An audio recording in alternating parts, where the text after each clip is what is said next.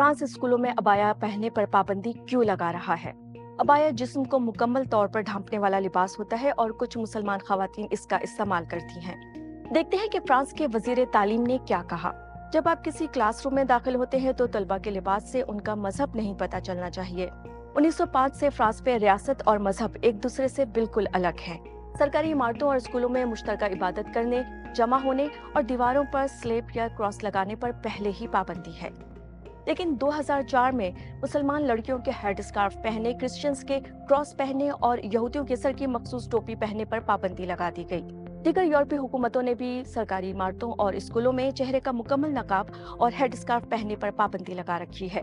Austria, Holland और Germany की कुछ रियासतों का कहना है कि ये पाबंदी सिक्योरिटी की वजह से है। चेहरा कवर करने से शनाख्त मुश्किल हो जाती है, लेकिन क्रिटिक्स इसे मजहबी आज़ादी पर पाबंदी के तौर पर देखते हैं। गुज़श्ता 20 सालों से मुसलमान ख़वातीन पर मुसलसल दबाव है कि जिस्म को कैसे कवर करना है, कौन से हिस्से वो दिखा सकती हैं। French council of Muslim faith ने कहा है कि सिर्फ कपड़े ही आपके मजहब की निशानी नहीं है, जबकि ऑपोजिशन के फ्रेंच एमपीज कहते हैं कि अबाया बैन हुकूमत के मुसलमानों पर सख्तियां करने की पॉलिसी का हिस्सा है और इसीलिए वो इस पॉलिसी पर सवाल उठा रहे हैं।